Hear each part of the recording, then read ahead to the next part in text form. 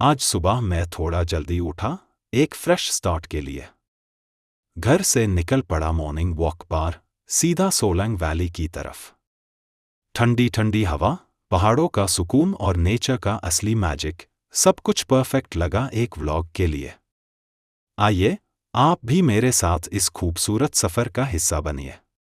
पहाड़ों का सुकून और नेचर का असली मैजिक, सब कुछ परफेक्ट लगा एक व्लॉग के लिए। आइए, आप भी मेरे साथ इस खूबसूरत सफर का हिस्सा बनिए। आज मैं अपने गांव से निकल पड़ा, सीधा सोलंग वैली की ओर। बिल्कुल बाली वाइब्स के साथ। नेचर, शांति और एडवेंचर, सब कुछ एक ही जगह मिलने वाला है। तो चलिए, मेरे साथ इस जर्नी पा। मैं पहुंचा अपने बचपन के स्कूल के पास। वही जगह जहां मैंने पहली से 5वीं तक की पढ़ाई की थी। कितनी मासूमियत थी उन दिनों में, न कोई टेंशन न कोई फिक्र, बस खेल, पढ़ाई और ढेर सारा प्यार। वो बचपन भी क्या खूब था, सादा, सच्चा और सबसे खूबसूरत। मैं अब पहुंचने वाला हूं हडिम्बा मंदिर के पास। सुबह सुबह का ये सुकून भरा माहौल, चारों तरफ फैले हुए देवदार, पाइन के पेड़ और मंद मंद बहती ठंडी हवा, दिल को सुकून दे रही है। मंदिर में पूजा हो रही है, घंटियों की आवाज और मंत्रों की गूंज मानो आत्मा को भी शांति मिल रही हो। मैं थोड़ी देर के लिए हडिम्बा टेम्पल के पास रुका। पूजा में शामिल हुआ, मन को बहुत शांति मिली। कुछ पल खुद के लिए भगवान के चरणों में बिताए। अब आगे बढ़ रहा हूँ अपने सफर पर, चल पड़ा हूँ सोलंग वैली की ओर। बस अब निकल रहा हूँ अपने दोस्त से मिलने। भाई मेरा ओल्ड मनाली ब्रिज के पास रुका होगा, मेरा इंतजार कर रहा है। मनाली के ये प्यारे होटल, कोजी रूम्स, सुंदर व्यूज और शांत माहौल, हर ट्रैवलर के दिल को छू जाए ऐसा वाइब है। यहाँ स्नो वर्ल्ड जैसे होटल, छोटी सी बालकनी से जब आप बाहर देखते हो और सामने दिखता है पहाड़ों का नजारा, तो सच मानिए मनाली के होटल किसी ड्रीम स्टे से कम नहीं लगते। ये रोड आज थोड़ी सुनसान लग रही है, वरना यूजुअली यहाँ काफी भीड़ होती है। कितनों ने इसी रास्ते से हडिम्बा टेम्पल तक का सफर किया है? कमेंट्स में बताओ जरूर। देखते हैं कितने लोग मनाली वाइब्स से जुड़े हैं। और फिर अचानक मुझे एक पूरी गैंग मिल गई। हाँ, गैंग बैंग। पहली नजर में तो मुझे डर लग गया, लगा कहीं काट न लें। लेकिन जैसे ही पास आए, समझ आ गया ये तो सब दोस्त निकले। पूरे फ्रेंडली वाइब्स थे इन भाई लोगों के। मनाली का हर कोना किसी जन्नत से कम नहीं, जहां नजारे भी बात करते हैं और हवा भी कहानियां सुनाती है। मुझे लगा सामने जो बंदा बैठा है वही मेरा दोस्त है, शायद मेरा इंतजार कर रहा है। लेकिन जैसे ही मैंने देखा कि वो बीड़ी पी रहा है, मुझे थोड़ा शक हुआ, क्योंकि मेरा दोस्त तो बीड़ी को हाथ भी नहीं लगाता। अब मैं पहुंच गया हूं मोनाल्सू नदी के पास। जरा सुनिए कितना सूदिंग है इस रिवर का साउंड, मानो दिल को शांति दे रहा हो। थोड़ी देर यहीं रुककर उस आवाज को महसूस किया, फिर आगे बढ़ा और पहुंचा ब्रिज के पास। पानी का बहाव एकदम ठीक था, न ज्यादा तेज न बहुत कम, बस परफेक्ट फ्लो, जैसे इस सफर का हर मोड़। पास जाकर देखा तो भाई साहब कोई और ही निकले। देखिए इस नदी का नजारा, कितना शांत, कितना खूबसूरत। साफ पानी, चारों तरफ हरियाली और उस बहते पानी की आवाज मानो प्रकृति खुद बात कर रही हो। ऐसे नज़ारे हर रोज नहीं देखने को मिलते। अब मैं पहुंच गया हूं मनाली के क्लब हाउस के पास। ये भी एक लोकल साइट सीइंग का बहुत फेमस पॉइंट है। यहाँ से आप मोनाल्सू रिवर का नज़ारा साफ देख सकते हैं। बहुत ही पीसफुल और सुंदर व्यू है। और सबसे अच्छी बात यह है कि बच्चों के लिए यहाँ इंडोर गेम्स की भी अच्छी खासी व्यवस्था है। मतलब पूरे परिवार के लिए मस्ती और एंटरटेनमेंट का परफेक्ट स्पॉट। भाई काफी देर से मेरा इंतजार कर रहा था और फाइनली मिल ही गए हम। अब देर किस बात की, चल पड़े हैं हम दोनों सोलैंग वैली की तरफ, जहां असली मजा शुरू होगा। अब हम दोनों चल पड़े हैं ओल्ड मनाली से सोलैंग वैली की तरफ। सामने पहाड़, ठंडी हवा और साथ में दोस्त, इससे बेहतर सफर क्या हो सकता है। अब शुरू होती है असली घुमक्कड़ी। चलिए देखते हैं रास्ते में और क्या क्या नज़ारे मिलते हैं। ओल्ड मनाली को पीछे छोड़ते हुए अब निकल पड़े हैं हम सोलैंग वैली की ओर। रास्ता लंबा है थोड़ा, लेकिन वाइब्स कमाल की हैं। स्टे ट्यून्ड गाइस, अभी हम लोग पहुंच चुके हैं नेचर पार्क। यहाँ का वाइब बहुत ही पीसफुल है। हरियाली, लंबे पाइन ट्रीज और क्वाइट एटमॉस्फियर, परफेक्ट स्पॉट थोड़ी देर ठहरने और नेचर को फील करने के लिए। अभी हम चल रहे हैं व्यास नदी के साथ मानसून के मौसम में। चारों तरफ हरियाली और बादलों से ढकी पहाड़ियां, नजारा तो कमाल का है। लेकिन इस मौसम में हमेशा सतर्क रहना जरूरी है, क्योंकि एकदम से नदी का बहाव तेज हो सकता है। वेदर आज एकदम बढ़िया है, बिल्कुल साफ। और हम लोग इस छोटे से नाले के किनारे किनारे आगे बढ़ रहे हैं। चारों तरफ नेचर ही नेचर है और सफर बन गया है और भी पीसफुल।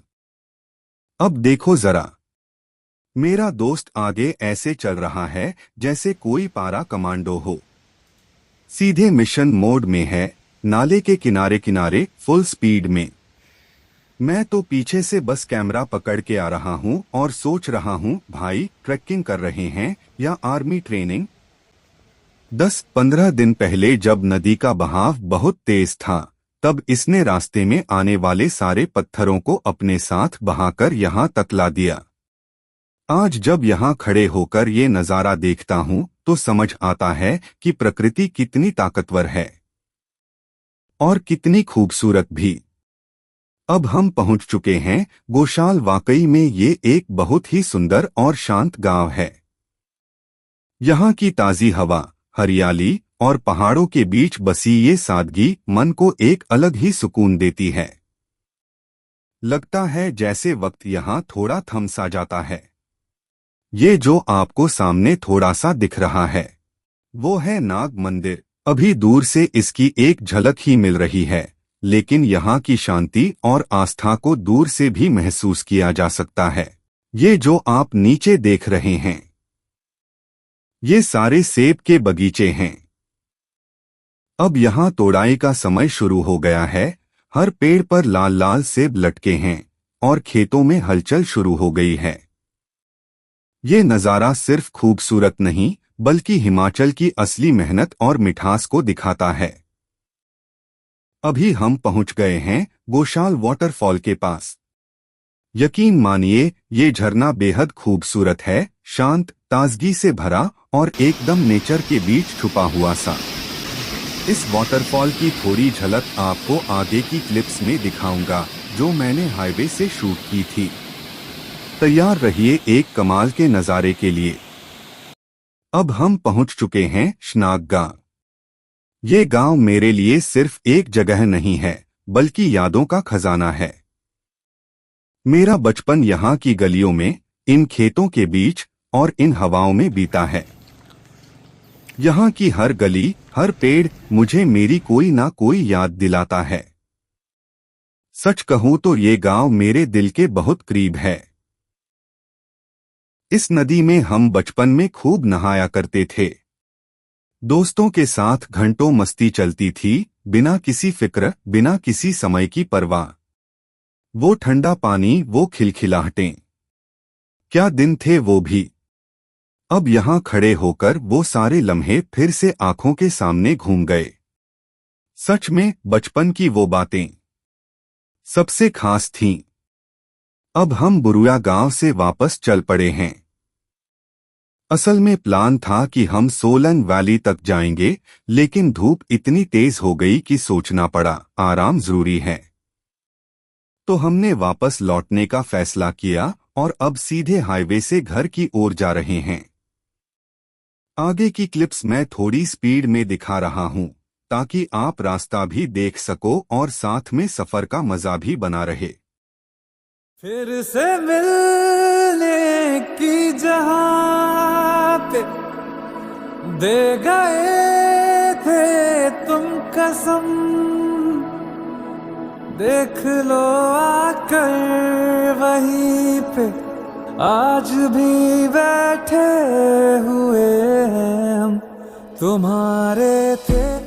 देखो ये जो ब्रिज है नेहरू कुंड का, इसका ये हिस्सा थोड़ा सा दिया हुआ है।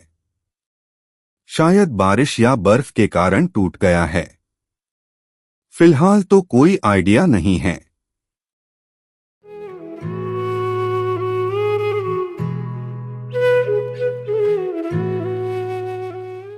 अब हमने नेहरू कुंड का ठंडा मीठा पानी पिया। हाथ मुंह धोकर सच में ताजगी मिल गई। इसके बाद पास ही हनुमान मंदिर के दर्शन किए। बहुत शांत माहौल था। सुबह की शांति में आरती की आवाज, दिल को सुकून मिला। अब हम घर की ओर चल पड़े हैं। आज का सफर बहुत खूबसूरत रहा। बचपन की यादें, पहाड़ों की शांति, मंदिरों का सुकून और दोस्तों का साथ। ये जो आप सामने देख रहे हैं वही वाटरफॉल है जो हमने आपको पहले पास से दिखाया था। अब इसे थोड़ा दूर से दिखा रहे हैं। देखिए कितनी खूबसूरती से ये पहाड़ों के बीच बह रहा है।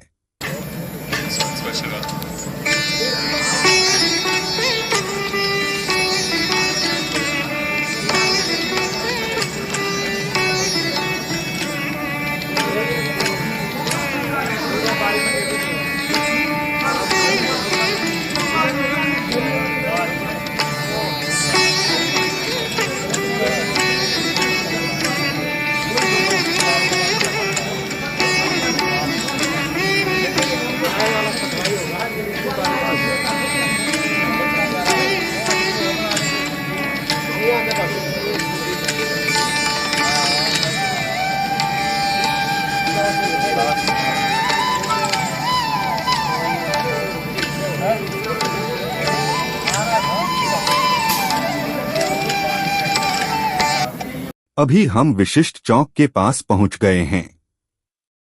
लेफ्ट साइड का रास्ता विशिष्ट गांव की तरफ जाता है और सामने का रास्ता मनाली की ओर।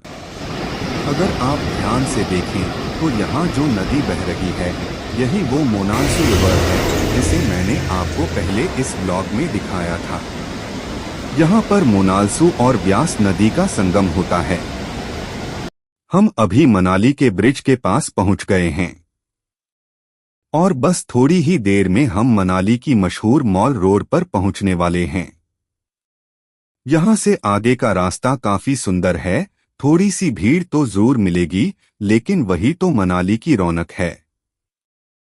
असल में प्लान मॉल रोड जाने का था, लेकिन दोस्त को थोड़ा काम आ गया, तो फिर हम रंभाग चौक से ऊपर की ओर निकल गए। कोई बात नहीं, मनाली में हर रास्ता ही खूबसूरत है। अभी हम वन विहार में हैं। यहाँ एक छोटा सा जू भी है। पर एक बात मेरे मन में आती है, क्या जानवरों को यूं कैद करके रखना सही है? आपकी इस पर क्या राय है, जरूर कमेंट करके बताइए। क्या जंगल उनका असली घर नहीं होना चाहिए? यही मेरा दोस्त अपने होटल के लिए निकल गया और अब मैं भी अपने घर की ओर जा रहा हूं। लगभग 1 किलोमीटर और चलना है। रास्ता शांत है, मौसम अच्छा है और दिल में आज के सफर की ढेर सारी यादें हैं। अब मैं पहुंच गया हूं हडिम्बा टेम्पल।